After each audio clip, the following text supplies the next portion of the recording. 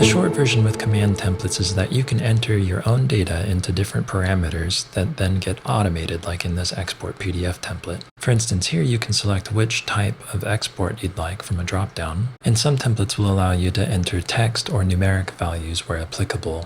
Let's have a look at the export PDF template. You can choose what type of export you're going to make. These are similar to the PDF options in Sibelius, and I've basically mirrored what you're going to see over here. So when you're entering text fields and stuff, you can use the wildcards that you would normally be able to use in Sibelius.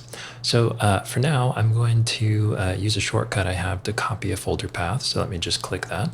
It opens up the Finder, and then I can choose one of my Dropbox folders here, and then I will click Choose. That's the one that I want, and then I'll paste that back into my template. I'm going to set a file name. I'm going to use the wildcard for the part name and then run the preset. And it automatically populates all the fields with what I've pre-entered. It exports it to the file that I wanted, and now it's uploaded to Dropbox, or uploading, I should say. No, it's done. Those looked a little silly because the numbers in these horizontal, vertical value, etc. Were throwaway numbers, but let's not change the scores layout this time. And now I'm going to export just parts.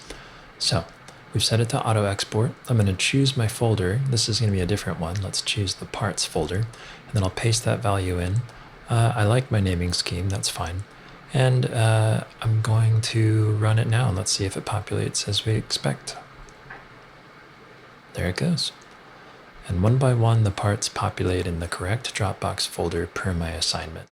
So these are assignable presets. You can duplicate this default preset, make it your own.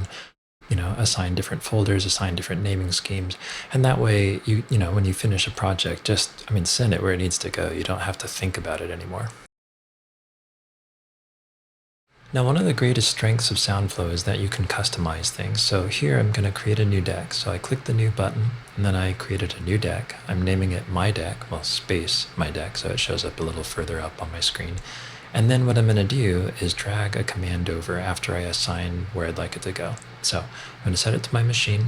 I'm going to pin it, and the reason I pin it is that now I can drag commands over from the left column over onto button slots and rename those buttons whatever I like. It's not going to change the actual name of the command, but it'll change the name of the button, which if you need to add like an abbreviated version or something, then that's a handy way to do it.